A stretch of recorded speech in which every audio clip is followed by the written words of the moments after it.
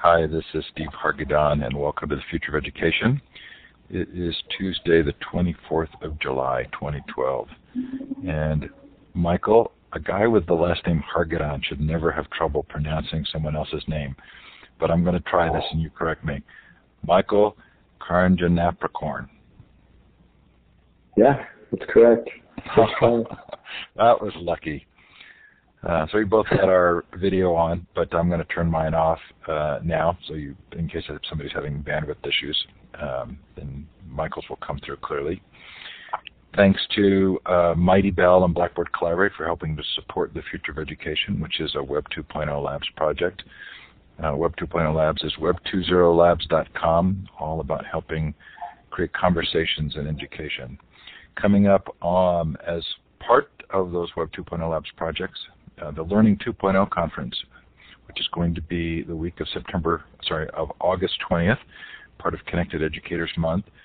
That should be a lot of fun. It's one of our free virtual conferences.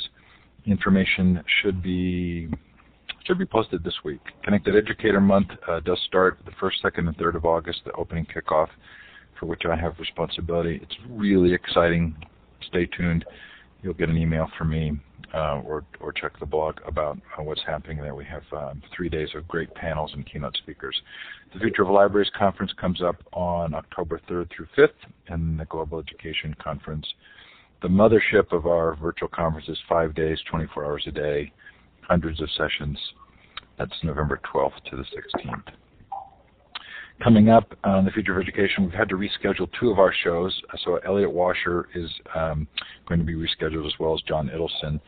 On the 31st of July, David Dubelbeis is going to talk about social networking for professional development. He and I have been running Ning networks for about 5 years, and it should be a really fun conversation together. Lee Rainey from Pew will talk about his new book, Network, the New Social Operating System. Roger Schenck comes back on to talk about teaching minds and cognitive science. Paulo Blickstein from Stanford on Fab Labs. Anyway, lots there. Some of that is new if you're paying attention and you're interested in the new.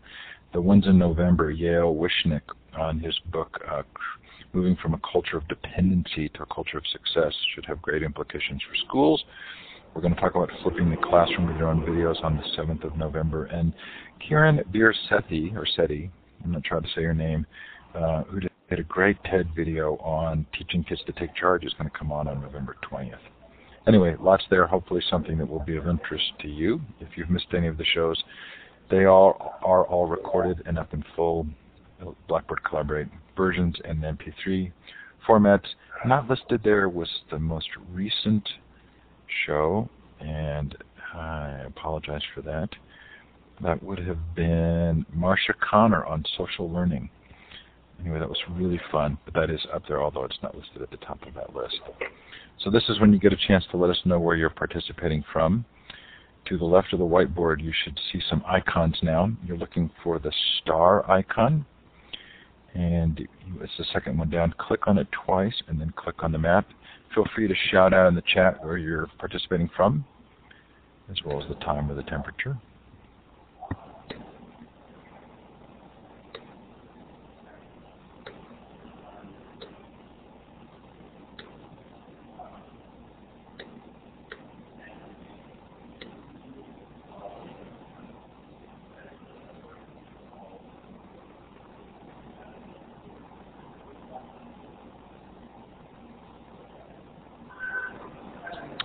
Wherever that is, we're sure glad to have you participating. This is an earlier time of the day than usual, but it is summer. We can never tell who's going to be here in the summer, thanks to Australia. And if you're listening to the recording, we sure appreciate your taking the time to do so. So, Michael, I'm a little worried that you get asked for to speak or to be interviewed so often that makes it hard for you to do your job, your actual work. But maybe that's a good thing you've gotten this much publicity. Is it a funny balance? Yes and no. I think, we do get asked for a lot of interviews, and we've spoken at a lot of places, and sometimes there'll be other people from our team, but it's really amazing to see so many people are open to hearing our story and hearing about the journey that we've been on and where we're going. So it hasn't been too much of a distraction, but it's been pretty good so far. So we've created a Mighty Bell space for people to collect resources around this. I was almost tempted to put in this space and I'll put the link in the chat there, meetup.com and Maker Faire, because I feel like there are direct connections to these two kinds of programs. But if you're interested in following up on the interview with Michael afterwards, you're welcome to add resources and the like and continue to chat there.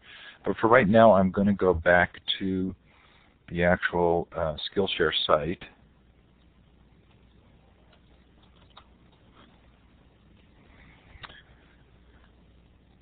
Okay, so would you give us a sense of what Skillshare does? Yeah, so the easiest explanation is Skillshare is a marketplace for classes. So the basic idea is we truly believe that anyone can become a teacher, and every single person should become a lifelong student, and every address can turn into a classroom. So the original idea was to turn New York City into a massive campus where we can learn from all of our colleagues and neighbors and learn the skills that we actually wanted to learn. And I think if we could sum it up as like, what's the big difference between Skillshare and traditional education? I think we're very student-driven, meaning everything is very bottom-up and everything's democratized. And we focus a lot on what students actually want to learn, whether that's something as simple as learning how to cook fried chicken. So a couple of weeks ago, I took a class on making Southern fried chicken, which was amazing, all the way to, I sit on the other side and I teach a class on startups and starting your own company. And I've taught that to a little over 100 students here in New York. So it really spans the gamut. And what we're seeing is a lot of people get really passionate about the things they're learning and teaching, which is one of the unique traits of Skillshare and the community that's in it.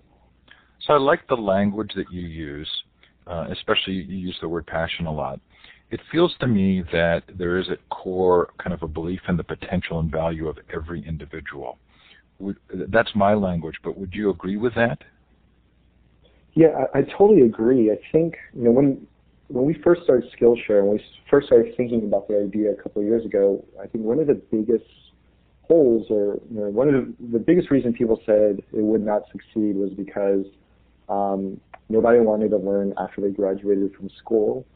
And it was really hard to become a teacher. It was, probably one of the biggest reasons, the education system isn't as great as it could be, because we don't have a lot of great teachers. And we had a fundamental belief that, learning and education has been around since the beginning of time. It's basically part of being a human being on this planet. It's part of, the community, and just part of who you are. And people have always taught each other skills and shared and passed knowledge from generation to generation. With that as our initial belief, we decided to see if we could test that and just get people to teach whatever they wanted to other people, and it's been working. So I really like that, and I think that that resonates with a lot of people who participate in the conversations that I'm in. But one thing I'm worried about is that that there's a secondary narrative there that I'm not sure is necessarily a fair one, which is that we don't have many good teachers. What was your own educational experience like? And is it the case that you feel like the teachers weren't good, or that the system didn't meet your expectations? Or how would you, in a more nuanced way, kind of define the need for disruption? Yeah, I think that was the feedback that we received when we were telling people about the idea. I totally do not agree with the fact that there aren't great teachers or good teachers in the world. That was just kind of, when we told people about Skillshare, that they would always say it wouldn't work because of this or that, and those were the maybe two reasons. As far as my personal experience, it was very unique and different. So, like everyone else, from a young age, my parents have always encouraged me to go to college. I mean, it was probably one of that major milestone all the way up until I was 18 that I really focused on. So when I was younger, my parents moved, I grew up in Seoul, and my parents moved us, our family, from South Korea to Virginia just so that we could get an education in the U.S. So my entire life, from middle school to high school to studying nonstop for the SATs, participating in as many extracurricular activities as possible, and then finally getting to college. I thought it was a massive, it was a major milestone in my life. So I got into the University of Virginia for undergrad. It was a great experience. I learned a lot. It was the first, much like everyone else going to higher education or college, it was the first time I actually, left the nest, if you would say. But I felt like I was learning a lot of these skills and these things that put me on a path I didn't want to go down. So when I was at University of Virginia, I majored in economics and basically got a business degree. And one really unique thing happened is, my senior year, they did a lot of interviewing through Monster.com. So you were allowed to apply to as many companies as you want and interview. One of them happened to be an advertising agency. I interviewed there, and I just thought it was so amazing that you could get a job doing something creative. Because at that time in my life, I didn't really know you could do anything outside of the traditional jobs that most students were getting. So when I look at my personal educational experience, I felt UVA was great and it was very traditional. But the education I got when I got into grad school, which is a business, so it's taking a step back, I decided to pursue something in creativity, and my sister at the time went to a school in Virginia called Virginia Commonwealth University, and they had a grad school which had a great advertising program. So I decided to apply, and I ended up getting in. And for me, I always look at those two moments in my life as a very pivotal moment. So undergrad, great college experience, really loved it, really enjoyed it, but I really felt that the education I got at VCU is still to this date the best education I've ever received in my entire life. And the reason I say that is because it was very non-traditional. So we never had tests, we never had quizzes. I never bought a textbook. Our teachers barely lectured. A lot of it was based on project-based learning within groups with other people, and I really learned a lot by doing. And I felt that I learned all these hard and soft skills that I still use today, and I still would say that Skillshare would not exist if it wasn't for that education. And for me, that's when I kind of really realized there's a big difference between education and learning. Because I felt like what happened at UVA was I got an education, meaning I had to pick a couple of things that I wanted to major in, and I majored in those. And I felt like at VCU, I learned a lot of these new skills that I wanted to learn. It was very tailored around my skills and my interests.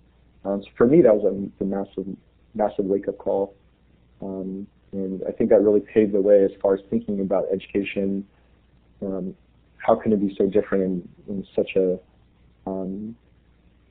similar way, and figuring out why can't I learn in this way, and why did I have to learn that way? And that really paved the way for the next 10 years of thinking about what was wrong with the educational system, and if I had to create something, what does that look like?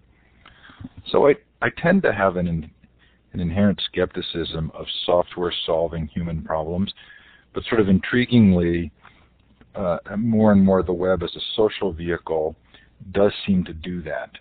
And so you were inspired by Ken Robinson, as I recall, saying, if you know how to do this kind of programming, go out and disrupt education. I guess my question would be, first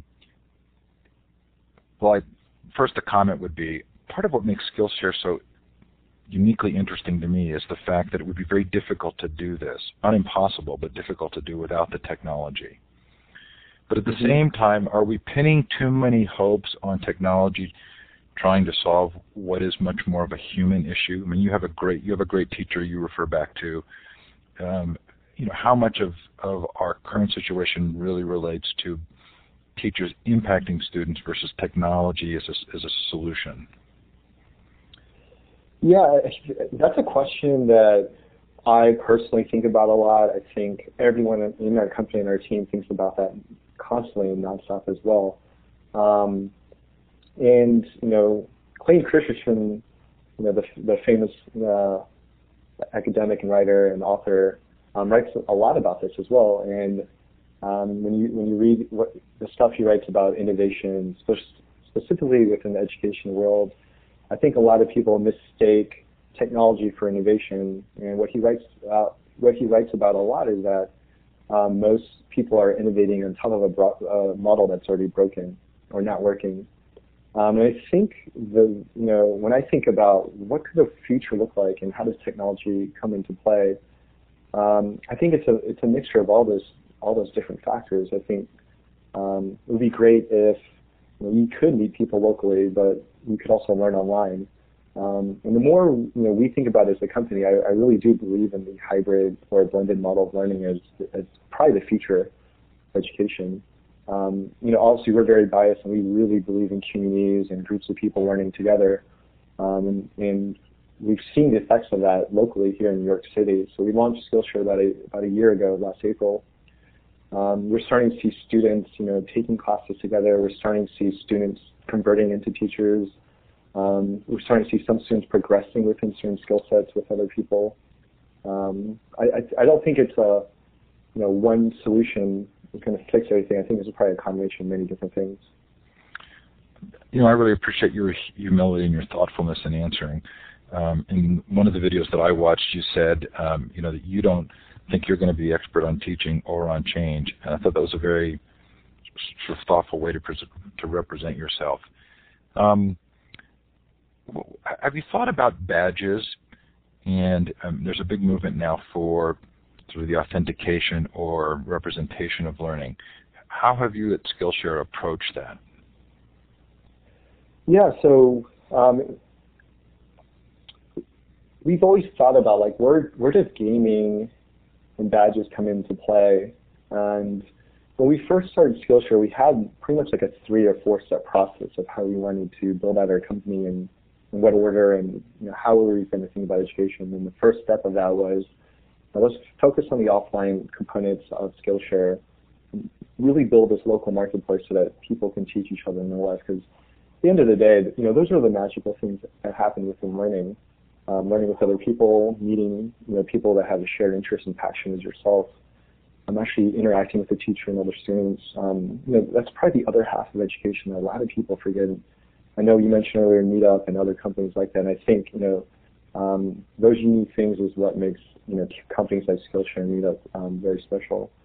And if we go through the steps, I think one of the last things that really completes our puzzles are thinking about the accreditation component.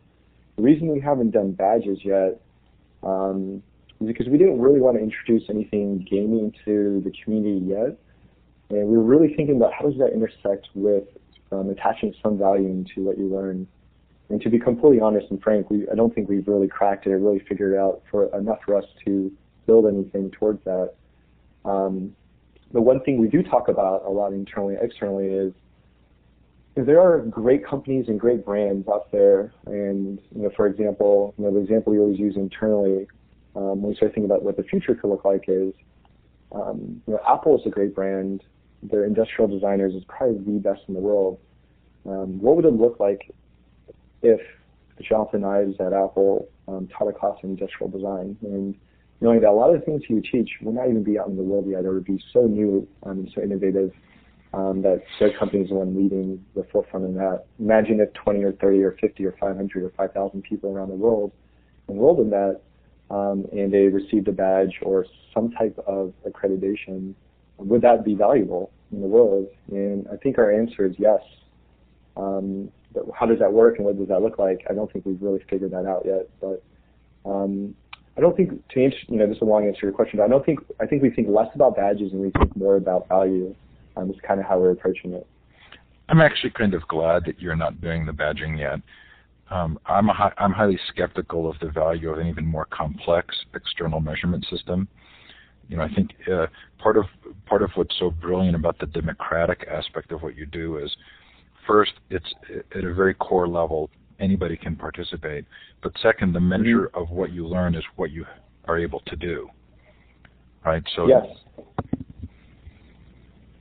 Yeah, and that's something we talk a lot about internally, and actually there's a lot of things coming out within the Skillshare platform and community over the next year that really enforces and reinforces that.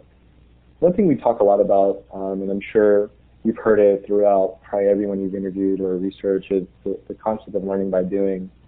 And that's really the experience I had in my grad school education. And I do think, there's two things I always think about, like how do you actually prove that you master a skill or you actually know the skill? And one is actually making the thing or creating the thing that you're supposed to make. So if you are applying for a job and you're, a programmer, I think a lot of people are using GitHub, which is a website that allows you to upload your code so other people can view it as well. I think that speaks volumes about, whether you pass the test or not. I think the second thing is it's at its core, it's just so simple. But I think it's when you actually teach someone it. And I know there's a lot of people that are probably listening in that are teachers. You guys probably know that teaching something that you understand to someone that doesn't understand it is one of the hardest things you ever have to do. And I think when someone can actually pass their skills and knowledge to another group of students is when you've actually really mastered the skill or understood it enough to teach someone. And I think, once that cycle happens, I think that could become very, very amazing and remarkable for the world. So there have been some great comments in the chat. There's a question, if you're having trouble seeing all of the chat, which is usually the case in that small box, you can actually grab the top of the chat section, hold the mouse down, and pull it out and make it larger. And there was a question about, from Monica, if you had read Doc Searle's Intention Economy. I'm not familiar. I've interviewed Doc, but I'm not familiar with that particular reference. Are you familiar with it? No, I'm not. So Monica, I think the answer is no. But feel free to add some chat there. When we get to Q&A, you can take the mic. So one of the first things that occurred to me was, so not only do I sort of feel like it's important to learn to represent what you can actually do versus an external badge, but it also feels like part of what Skillshare is doing is it's helping people build up that personal brand or personal value to others. So how does that work in Skillshare? What kind of a feedback loop is there for people becoming known for what they do? Yeah, when we started Skillshare, we really, you'll hear this word a lot, we really thought about the community from the beginning. I think that just came from, Malcolm is a co-founder, that just came from our background, not in education per se. I mean, I'm not a trained teacher. I'm not an expert in education. I think we just brought a lot of what works on the internet and applied it to Skillshare. And one thing that we did from the beginning is we always wanted to provide and integrate constructive feedback into the community so that teachers can improve over time. So we always talk about, if Zappos was about customer service, Skillshare really exists on this planet to encourage teaching and teach teachers how to teach. So the community works just like it would on Etsy or eBay or Airbnb. When teachers over time get endorsements from students, so these are public testimonials. So for example, one of our top teachers, Avi, who last month made $25,000 teaching in New York. We'll get testimonies from the students saying, great class, really enjoy teaching them. But also within the feedback loop, we ask the question of how can he improve as a teacher? So a lot of students will, leave a lot of feedback for the teacher. And it's a private message, and over time the teachers read these and they start incorporating that into the second or the third or the fifth or the 10th time they teach. And over the past year, we've started seeing a lot of different teaching models that the teachers have applied based on the feedback they received from their students, and it's been really amazing. And that's kind of how we, work with the feedback loops within Skillshare. I wouldn't go to a restaurant without actually checking the reviews now for the food. That doesn't feel very harsh, but when we bring that to education, people often respond feeling as though this is scary and it makes teachers nervous. But it does feel like this is somewhat inevitable, right? In that those who are open to getting that feedback and improving are more likely to actually accomplish what they would like to accomplish. Yes, and I think that the way we designed even the product and the community, it's really positive. I don't think, I think this is true for any website. If it's anonymous feedback, I think people are going to be really mean and brutal. But if it comes from a very specific person that you met in real life, I don't think people, I read a lot of them, and none of them are really that negative. I think most people are scared of teaching because they don't know what to teach. Or they feel like they don't have anything to teach, which I don't think is true. I think everyone has something that they can share with other people. But I think a lot of people are just scared of public speaking as well, and I think that is a huge fear. And what we're starting to see in New York is a lot of people are applying the Khan Academy model to teaching here. So they spend less time lecturing in class and more time like workshopping or learning by doing. So, for example, the programming class, after class, I know some of the teachers assign Code Academy exercises, or they'll assign videos to watch before class, but in class they're actually coding together. And I know a lot of the students meet in study groups do that as well. So we're starting to see like the community start shaping the way they want to learn, and that starts getting replicated from other teachers, and we're starting to see the Skillshare community kind of break away from how they've been traditionally taught, which is so fascinating to see firsthand. It feels to me that Skillshare really lives and supports the long tail. All of the things that previously, would have been hard to find or difficult. Do you feel as though this is a harbinger of a larger economy that we're going to see in that long tail?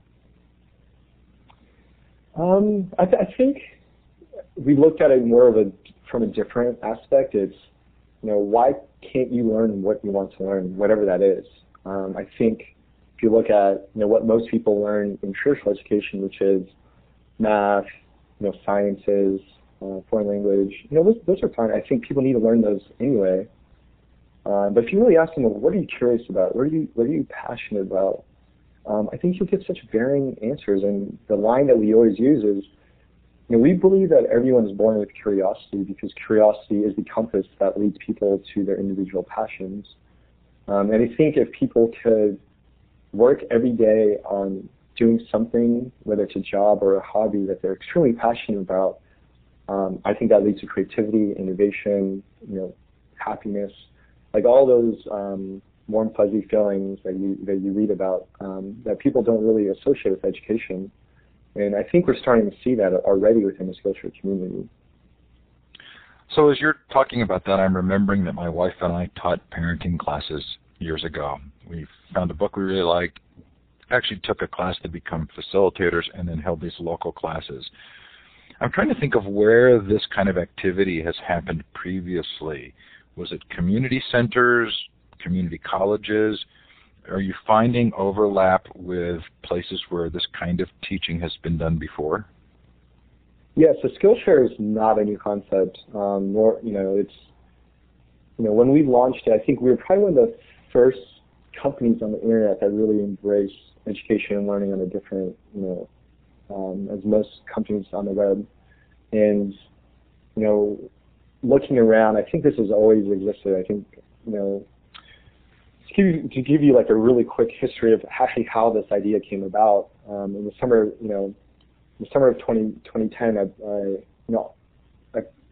played in this massive poker tournament called the World Series of Poker. So I've been a poker player for over half of my life. It's just been an interest of mine. I'm a huge gamer, and I felt like it's one of the the most complex games you can play. I decided to donate 100% of my winnings to charity. One of the charities being a charter school in New Orleans I volunteered at. And there was a lot of professional poker players that heard about the story, so they decided to kind of coach me and teach me everything they knew to increase my odds of winning.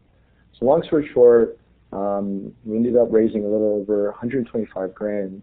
The interesting part of the story is when I got back to New York, all my friends asked me to teach them everything that I learned.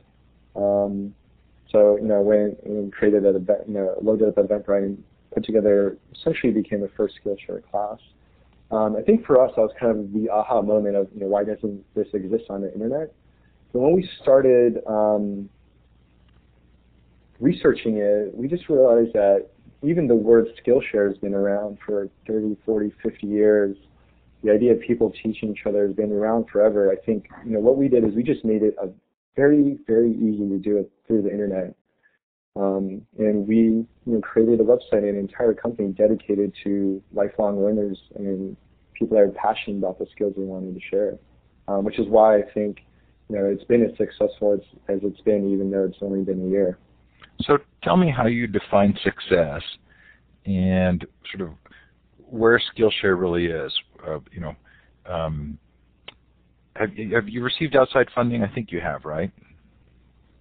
Yeah. So one unique thing is, Malcolm and I came from the startup world. And when we first started the company, we had like a list of 100 and 150 ideas we wanted to do. We had a really hard time filtering them, and we started talking about what could we work on, for the next 5, 10, 30, 50 years of our lives, where we would really enjoy and felt that we made the world a better place. And for us, it was always been education, and that trimmed our list from 150 to 1. So because we came out of the startup industry, we were lucky and fortunate enough to raise money from investors that were investors in previous companies that we worked at, and really bet on us and our company and our vision and everyone that we've hired, and all the teachers that teach, to really take this to the next level. So where we are today, just to give you some specific granular details, we launched Skillshare April of last year. Over the past year, we've grown probably like 10x. We're mostly in New York and San Francisco. We have thousands of teachers that have taught on the platform. We have thousands of students that go to classes every month. Next month, we're going to be expanding throughout the rest of the country and Canada. We're going to be releasing pretty much the online version of Skillshare and not too shortly. And hopefully for us, our vision of what we want to do hasn't changed. If anything, it's just been evolving. So that's kind of where we are today. So I really want this to be successful. I love the idea, but I also know that for every 20 ideas that get tried on the internet, you're lucky if one actually moves forward. So I was a little disappointed that you'd actually taken outside funding, because I worry that becomes a trap, right? That it's difficult to maneuver, that there's an expectation of return at some point. And we're certainly watching a lot of companies get funded in the education space that don't seem to have a good revenue model. So how have you balanced that? And are your revenues getting to a place where you feel like you can project them to being self-sustaining, or are you going to face that inevitable sort of hurdle of how do you get profitable enough for the investments? Yeah, I think we're very lucky to have investors, I guess that are very entrepreneurial friendly or vision friendly, meaning I think a lot of the horror stories you hear about, investors getting really involved in the company and really disrupting, the day-to-day. I don't think we really face a lot of those issues. They trust us 100%, and we're lucky to have investors that really back our vision and where we want to take it. As far as the business model behind Skillshare, it's really simple today. I think over time it could evolve, but we take a transaction fee on every ticket that gets sold. So if a ticket costs $10, we take a 15% fee from that. And I think as our community grows and we get more classes, our revenue will grow along with it. It's very similar to the business model that you'll see at Kickstarter. As far as the expectations, I think we really had a hard time in the early days, with where we wanted to take this. Should we keep it as something fun, something we do on the side, or just something that we really want to grow and spend the rest of our lives working on, or until either the company succeeds or fails? And we went with, if the bases are loaded, let's swing for the fences. And it really changes the mindset. I think most companies raise money so they could grow much faster than without it, and that's kind of the approach we're taking. So I don't think we would have grown as fast as we did without the money that we raised, or even put together the team that we did. But hopefully over the next couple of years, it allows us to grow much faster than we would have ever expected. Are there hurdles for people who are doing this kind of teaching already to entering into Skillshare? Like, I did a search on parenting, and I can't remember exactly what I found, but it wasn't much. And I know a lot of parenting classes get taught. So are you finding that there are certain barriers to entry that you're going to have to help people overcome to be using Skillshare? Yeah, I think, yes. Most people think, I think a lot of the barriers we're facing right now is just the fact that we're a new company. I think a lot of people will associate Skillshare with this company that's been around for years, and there's a certain expectation that they have when they hear about it. But we're just a little over a year old, and I think over the next year, a lot of those barriers that you mentioned will be fixed and overcome. If you think about companies like Yelp, that company's been around for 7 years. Meetup's been around for almost a decade. Kickstarter's been around for 3 to 4 years. Same thing with Airbnb. These communities and marketplaces take a little bit of time to build out, especially if you want to build it out the right way. Like I mentioned earlier, we are going to be offering a lot of classes, online in a hybrid format. And I think that'll allow us to, scale and offer classes, across the gamut. Well, for what it's worth, I wasn't as familiar with Skillshare a week ago as I am now, having spent some time preparing for the interview. And I'm really anxious to try it, to see if I can actually hold a class and if people would come. I want to go back to the sort of the software and the education question, in part because of a lot of the funding and what might be an actual bubble right now in terms of educational technology and funding. But also because it seems as though some of the companies that have done best in the education arena didn't start out as educational programs, Ning or Evernote and the like. You're not really targeting traditional education, though, as a marketplace, right? So you fit in the kind of different category. So sort of long term, if there is a desire to disrupt education, can you expand beyond kind of is it the hope that the lessons learned here would move to traditional education, or how would this impact traditional education?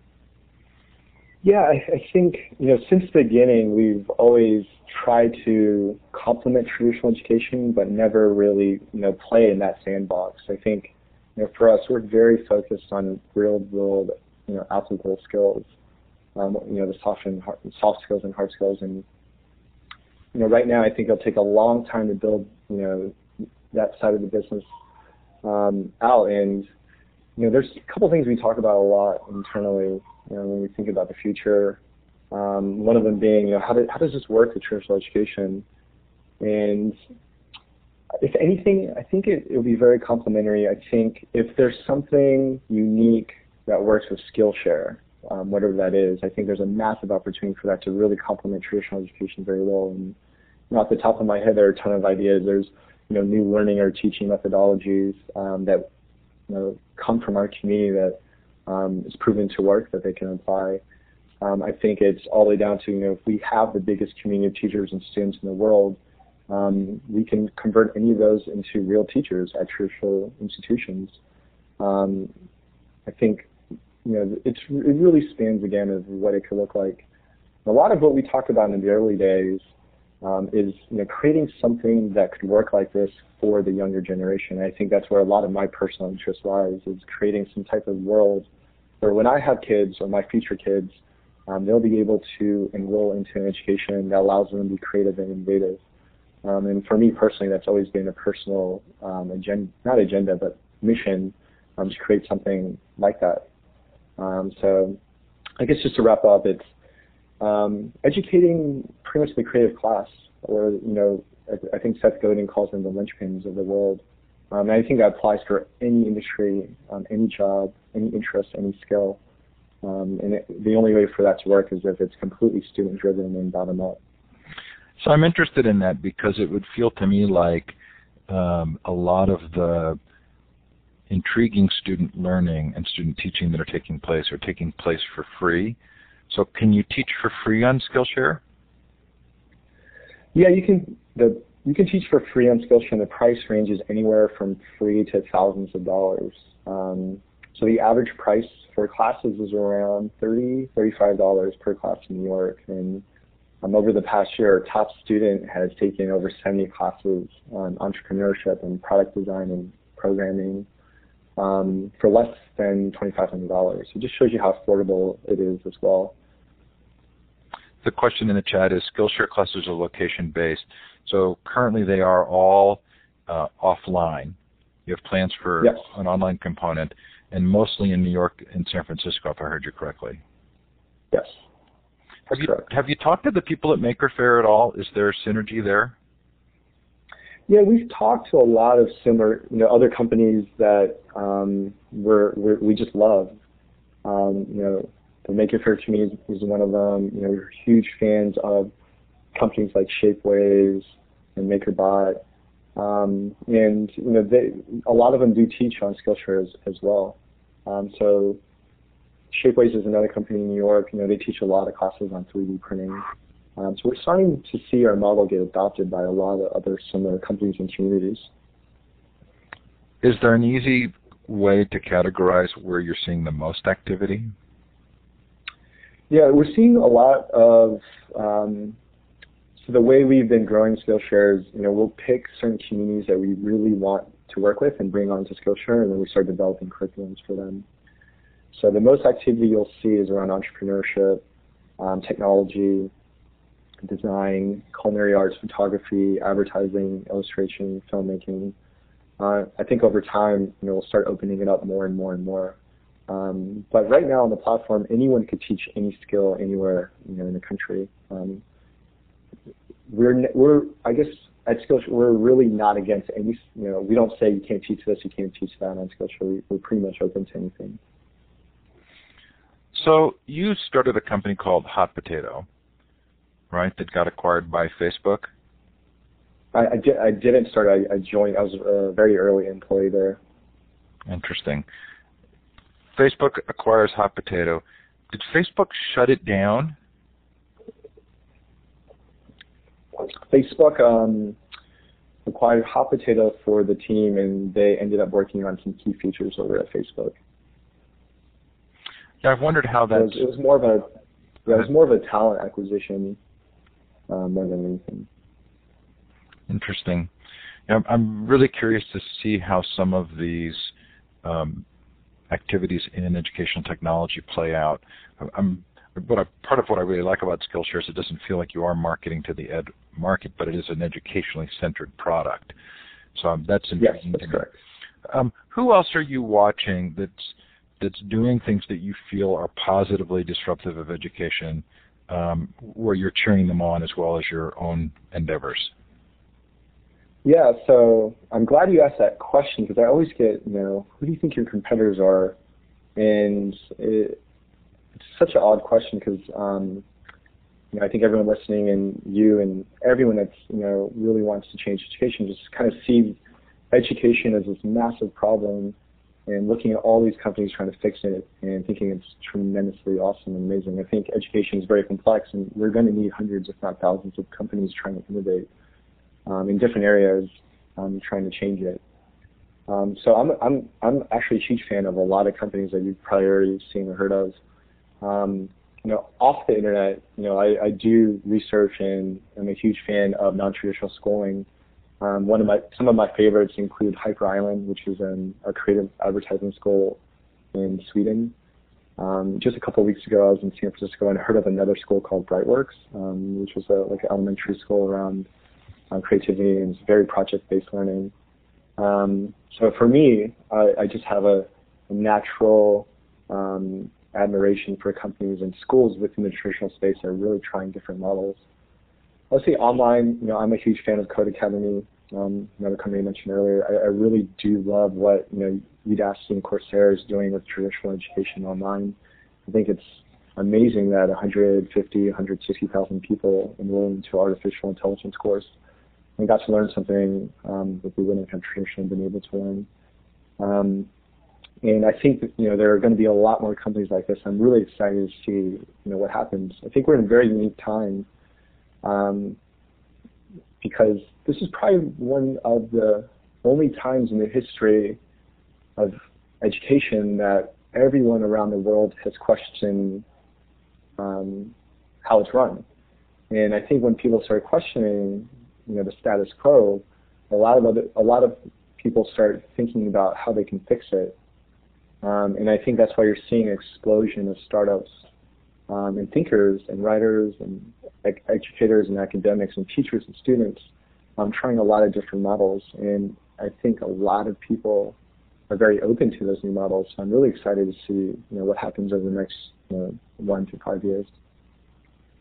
I think, candidly, part of what makes your story more interesting to me than many is the degree to which you're thinking deeply about teaching and learning, and have expressed a willingness to not just come in and claim an ability to change things, but to learn as you go.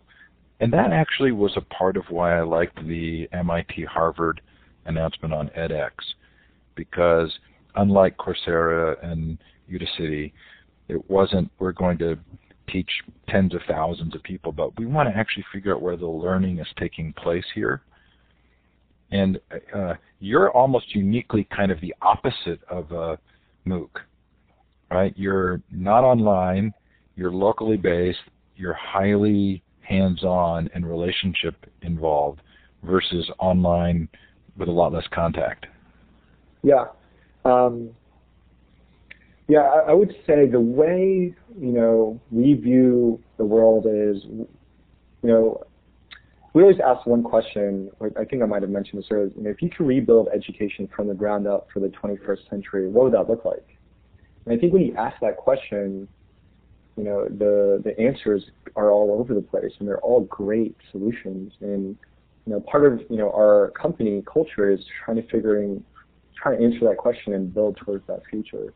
So we look at education first, and then we start building our product and our website and our community and recruiting teachers from that. And to be completely honest, one of the reasons we went offline first is, for the past 18 months, we've been researching different learning and teaching models nonstop. I think it's to the point where it's kind of a slight obsession of mine, and I feel like,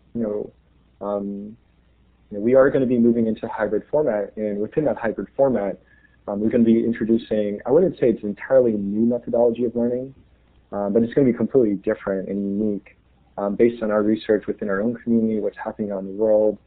And to answer your earlier question, I think that's how our company innovates. Obviously, it's really cool and unique and special that teachers can, average people that never went to school can teach each other. But I think creating a methodology that actually works for the majority of people around skills they want to learn is going to be really, really tremendous. And that's kind of how we view the world and how we want to change it. Okay, so we have about 10 minutes left. If you have a question for Michael, I'm going to encourage you to raise your hand. That's the third icon over in the participant window. That's the raise hand. Monica, if you're still interested in talking, you feel free to do that, or you can put a question in the chat. While we're waiting, Michael, when I was thinking about this interview, it occurred to me that Craigslist was sort of a great example of something that's been done for years and years and years, where online there was a significant change, almost kind of a printing press-like radical shift in how we do things as human beings. Is it your sense that that's going to take place in education as well, that we'll look back at this point in time and say this was a moment in the history of the world when everybody was willing to reshape their thinking? I think so. One thing I found out in my research, the idea of, this concept of higher education is actually pretty new. There's a quote that I found in 1939 from President Roosevelt that said, just because a kid wants to go to college doesn't mean we need to finance it.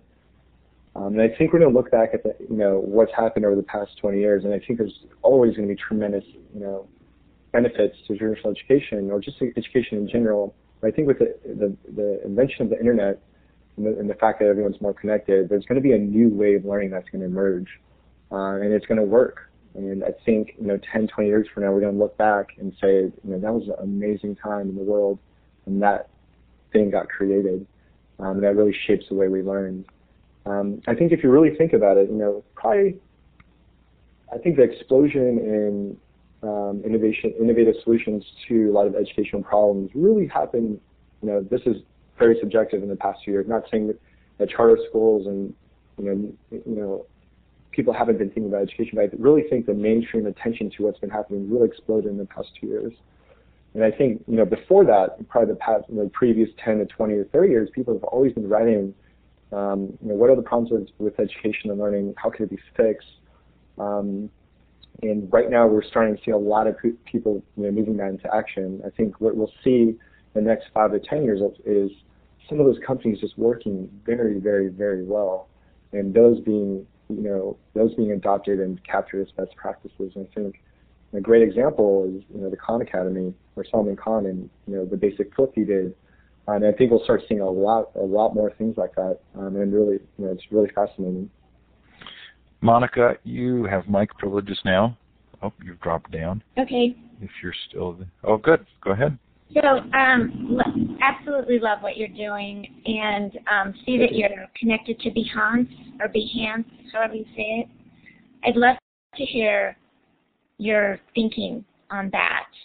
It kind of relates to my question about the intention economy. So I just love to hear from someone who was a part of that, what their take is on that.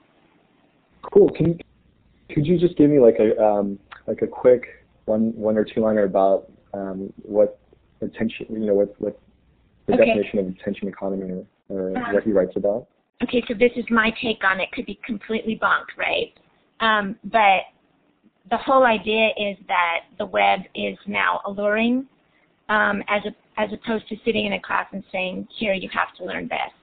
So the intention economy is now, we don't have to sell ourselves with credentials, because the web is helping us, like you said, you do something and then people would rather know that you did that. So the intention economy is really, you're aggregating possibly your own networked individualism, and then people would go to that mind map or that whatever you've created, and they could put in tag words and search you and find out if you know that. And I see a relation to Behance with that. Yeah, so I'm curious what you think. So for those of you that don't know, Behance was a company or startup I worked at a couple of years ago, and the mission of Behance was to organize a creative community. And what they mean by that is, they have like a website called the Behance Network, which is the LinkedIn for creative professionals. But Scott Belsky, the CEO and founder, spent years of his life researching the most productive creative people in the world, and documented how they actually made their ideas happen. So how does that tie into the attention economy? I think, in the future, a lot of what's going to happen is less saying or talking, or I think it's less about your resume and more about what you've made in the world. And I think people value things that get created, whether it worked or not, more than they do things that haven't. And to give a very granular example, next at Skillshare, and I know a lot of other companies do this as well, so we don't really ask for resumes anymore. For example, someone that applies for a programming job, we ask them for links to things they built. I know that's very specific for one position, but we also do that for other positions in our company as well. For someone that wants to, work on the community team, we ask them for articles they've written. We check their Twitter.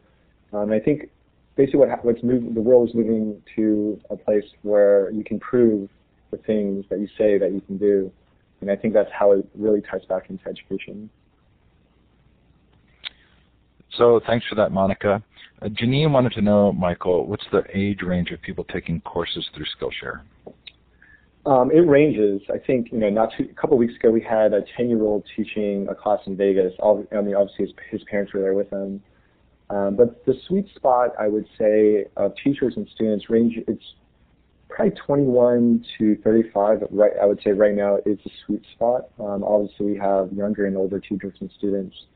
But I would say the majority of students are kind of, within that age range. And as we grow, I would love for that to expand even more. Good. So if you have a question for Michael, please feel free to put it in the chat or to raise your hand. We've got just a minute or two left. So I'm interested, Michael, in Khan Academy, because I feel like that may actually, for me, signal some of the danger areas that I see in the commercialization or the scaling of these solutions. There seems to be kind of a ready interest and adoption of Khan Academy that goes well beyond its actual value. How do you keep that balance? It sure feels as though you've kept kind of a balanced perspective on what you're doing. If you were to become as hugely popular as Saul Khan has, what would you try and make sure you didn't lose in that popularity?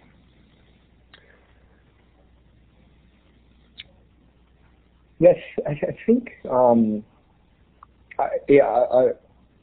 a huge fan of Karnjanaprakorn and Simon Khan and the model that they've used, and I think that's going to be one of probably a dozen new models that evolve over the next couple of years. And I think we do apply a lot of best practices from the startup technology community, and one being talking to your users. So a really great example of that is when Twitter first came out, they never really institutionalized like the @ symbol or the hashtag that we're using today. That was just something they saw, thousands of their users just using that, as part of their vernacular and how they use Twitter. And I think we've really adopted the same model. We never say to our community, this is the way you should learn. We kind of observe what's working, what's not, and taking those best practices and start piecing those pieces together and see what that looks like. And I think that bottom-up approach is how we're going to evolve our model over time as well. So there's a question in the chat. What do you think are the biggest low-hanging fruit, untapped markets for Skillshare and growing in the next year or two? Yeah, that's a great question. I think the biggest untapped market for us is moving Skillshare online. I know we've talked about it a lot over the past time. We didn't go into too much detail, but I do believe the best way to learn with technology is in a blended hybrid format, meaning students can learn online and they can also learn in person as well.